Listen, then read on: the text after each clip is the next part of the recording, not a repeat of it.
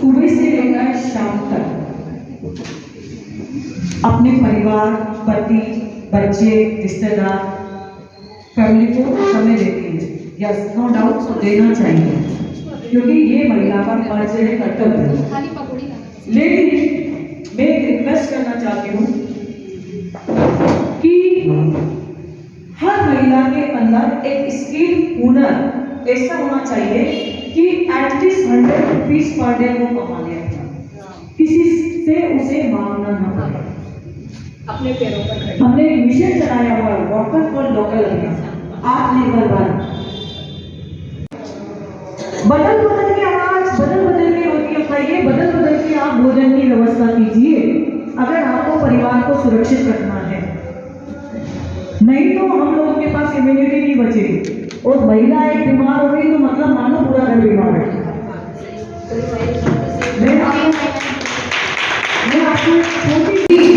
आज आप सब आगे नहीं आ पाए, लेकिन आप सबसे बेटियां, आप सब बेटियों को पढ़ा रही हो, बेटे की तरह पाल रही हो, बेटे की तरह उनको आगे बढ़ने का मौका दे रही हो, तो ये सब जब आपकी एक ग्रुप में आएगी, शादी होके जाएगी, तो ये भारत को संभालेगी।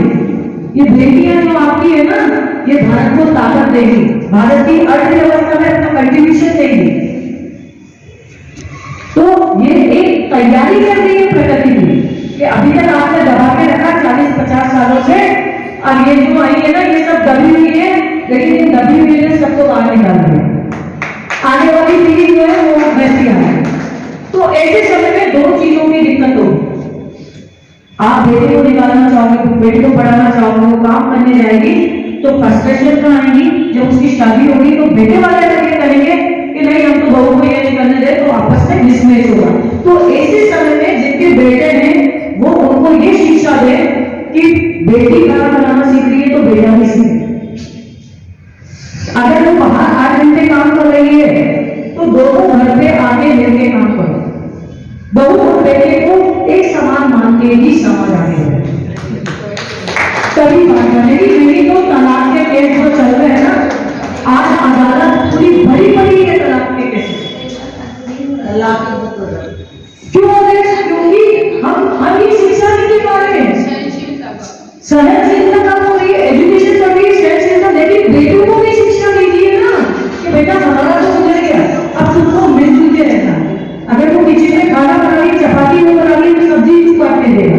आप मजाक मत करो, अरे मेरा बेटा क्या सब्जी काटेगा, नहीं काटेगा, क्योंकि मोदी कौन सा बैंक अकाउंट है, कौन से मकान की किस्त जा रही है, बीमे में इंश्योरेंस किसका करा रखा है, राशन कार्ड में किसका नाम है, नहीं है।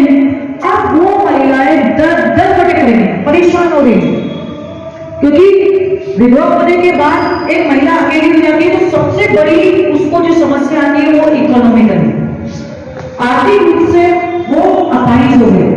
वो ये काम आपको दिया गया है, अब आप इसको करके दिखाना। जब आपको कोई प्लेटफॉर्म मिल जाता है, मौका मिल जाता है और आप उसको बखूबी कर रही है तो आपकी ताकत बन जाती है। तो मेरी ताकत कि आप कोई आर्ट, कला, कल्चर, हैंडीक्राफ्ट का काम करती है तो विटामिन डी कैसे मिलता है? सबसे ज्यादा सूर्य से। आजकल सब पैक एसी में रहते हैं और सबका हाउस पैक हो गया, भाई हवा आ रही है बंद करो, धूप में मत। अब आप जितना धूप से दूर होंगे बीमारियां उतना नजदीक आएंगी। आज 3 दिन से कोटा शहर में धूप नहीं थी, आज इतनी बेहतरीन धूप है। मैंने मेरी फ्रेंड को बोला, इसको मैंने कहा फील्ड विजिट करना है ताकि 1 घंटा धूप मिल जाए। ऑफिस में हम लोग बैठते हैं, ऑफिस में धूप मिलती नहीं। इसी तरीके से आप घर पे रहती हैं, किचन में रहती हैं, बेडरूम में रहती हैं, तो आपको भी, और इसीलिए विटामिन डी की वजह से हड्डियां, पसलियां, ये महिलाओं के जो छोटे छोटे दर्द हैं ये इसलिए क्योंकि हम सूर्य से दूर हैं। भगवान भास्कर की किरण हमें 15 मिनट लेनी है। आपको कैसा लेना है? ऐसे अब यहाँ खत्म होगा तो आपको उठने, बैठने, चलने में तकलीफ होगी। यह समझ हो रहा है किसी को? ये अब इसके लिए सबसे कहना चाहती हूँ कि क्योंकि महिलाओं की जो बॉडी है वो हार्मोनल बॉडी है। जब हमारा जन्म होता है तब भी हमारा हार्मोन चेंज होता है। जब हम किशोर अवस्था में होते हैं, जब पीरियड से आने लगते हैं, तब भी हमारा हार्मोन चेंज होता है। और जब किसी महिला की शादी हो जाती है, तब भी उसका हार्मोन चेंज होता है, क्योंकि वो बेबी को बॉर्न देती है। और जब ये सब चीज़ों से कंप्लीट हो जाती है, तो 40 के बाद 40 to 50 में भी उसका हार्मोन चेंज होता है। इसलिए जब हम किसी को साड़ी के लिए बोलते हैं, हम उनको ये बोलते हैं कि जैसा देश वैसा देश।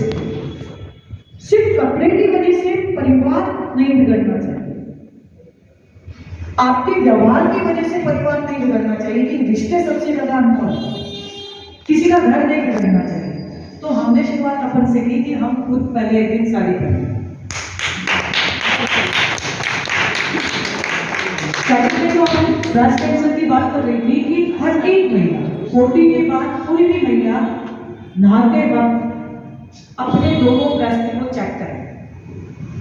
चेक करने का क्या तरीका है कि आपका जो ब्रेस्ट है, आप इसको चारों ओर से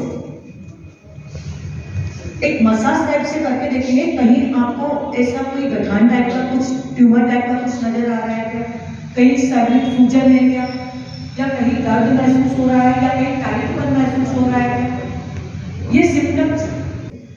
क्योंकि हमें उसकी नॉलेज नहीं है कि ब्रेस्ट कैंसर कब इसका सिम्टम्स आता है। जनरली अभी यहाँ जो एज ग्रुप बैठा है, मुझे लग रहा है कि लगभग 40 प्लस है और मेनोपॉज पीरियड के नियर है। कुछ लोगों को अभी भी तकलीफ भी हो रही होगी, प्रॉब्लम्स हो रही होंगी, उनको नींद नहीं आती है, हॉट फ्लैशेस होते हैं, या चक्कर आने लगता है, या चिड़चिड़ापन या नर्वसनेस होती है, या ब्लीडिंग ज़्यादा होती है, या ब्लीडिंग होती ही नहीं है, या काफ़ी गैप के अंदर पीरियड्स आ रहा है। ऐसा हो रहा है किसी के साथ? हाँ, क्योंकि 40 प्लस के बाद